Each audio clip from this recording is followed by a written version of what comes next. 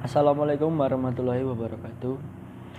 Perkenalkan, nama saya Yusril Asega Purnama dari NIM 2023-33291. Yusril Asega Purnama, kelas 2H PGSD UMK. Saya akan menerangkan tentang pentingnya sastra untuk anak, pelajaran bahasa Indonesia. Mari berikut simak penjelasan saya. Pada pertama, saya akan menjelaskan tentang materi pembelajaran sastra anak. Usia anak merupakan fase perkembangan yang sangat labil. Pada usia tersebut, anak sangat mudah menerima berbagai hal, baik positif maupun negatif. Apa yang lebih intelektual maupun moral mereka pada saat dewasa nanti, jika mereka lebih banyak diajarkan atau dibiasakan untuk membantu orang lain, gemar membaca, sopan, santun, dan berbagi perilaku positif lainnya. Setelah mereka besar, hal-hal baik itu yang akan terus mereka lakukan karena telah dibiasakan sejak dini. Demikian pula sebaliknya. Jika anak diajarkan atau yang tidak, mungkin niscaya dia akan meneruskan kebiasaan buruk tersebut hingga dia dewasa. Salah satu alternatif bacaan yang penting diberikan kepada anak dalam rangka memperkaya intelektual serta membentuk karakter dan budi pekerti anak adalah baca-bacaan karya sastra, lebih khususnya lagi adalah sastra anak. Selanjutnya, anak yang telah terbiasa bergelut dengan sastra sejak usia dini akan menjadi lebih baik karena sastra diciptakan tidak semata-mata untuk menghibur, namun lebih dari itu. Karya sastra anak menjadi sangat penting dibiasakan kepada anak-anak sejak dini karena di dalamnya tersaji berbagai realitas kehidupan dunia anak dalam wujud bahasa yang indah. Dengan belajar sastra,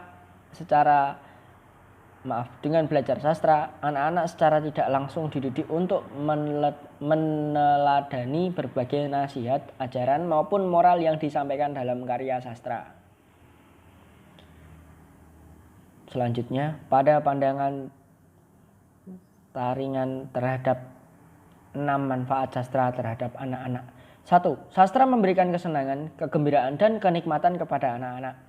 2. Sastra dapat mengembangkan imajinasi anak-anak dan membantu mereka mempertimbangkan dan memikirkan alam, insan, pengalaman, atau gagasan dengan berbagai cara.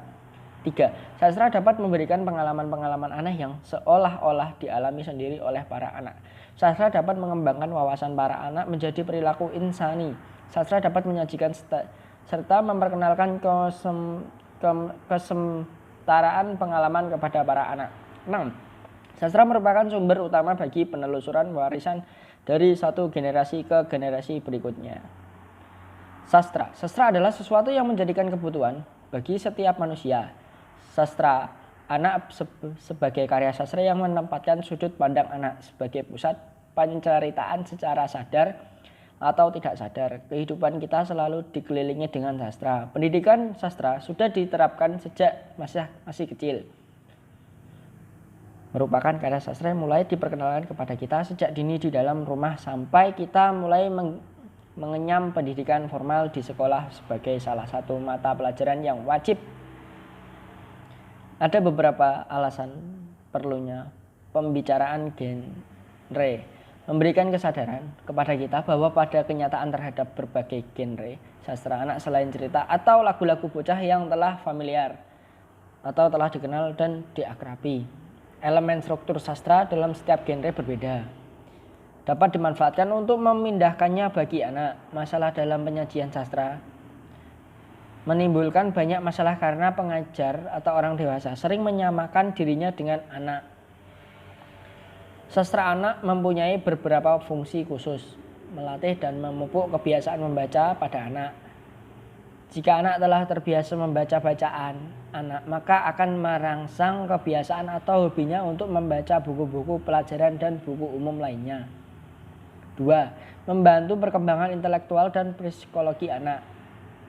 Anak telah terbiasa membaca, maka hakikatnya mereka telah terbiasa memahami apa yang dibacanya. Kebiasaan memahami bacaan tentu akan sangat membantu perkembangannya intelektual atau kognisi anak.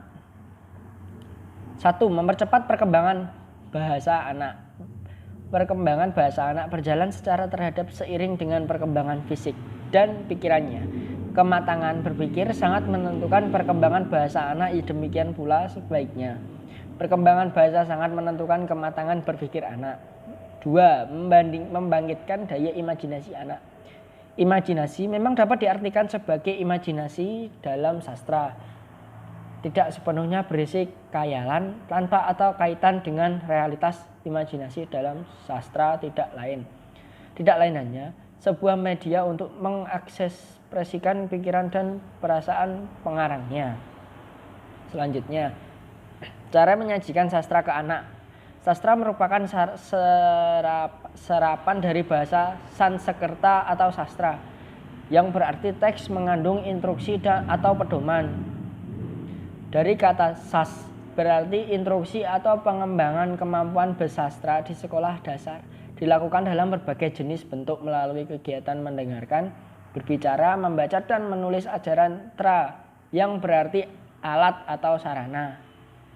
Sastra anak bertumpu dan bermula pada penyajian nilai dan imbauan tertentu yang dianggap sebagai pedoman tingkah laku dalam kehidupan. Sastra anak berfungsi sebagai media pendidikan dan hiburan, membentuk kepribadian anak, serta menuntun kecerdasan emosi anak. Pendidikan dalam sastra anak memuat amanat tentang moral, pembentukan kepribadian anak, mengembangkan imajinasi, kreativitas, serta memberikan pengetahuan keterampilan praktis bagi anak.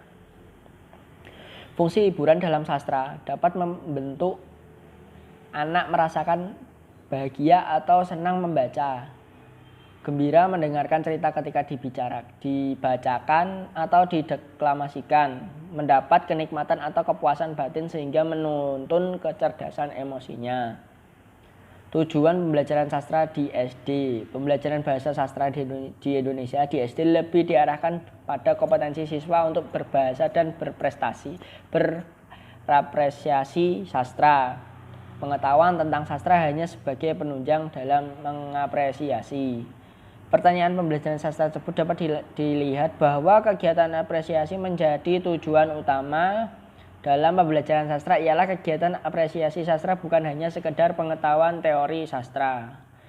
Pembelajaran sastra di SD harus memberi pengalaman pada murid yang berkonstruksi pada 4 tujuan, yaitu membutuhkan kesenangan pada buku, bacaan sastra, kesadaran bersastra, dan apresiasi.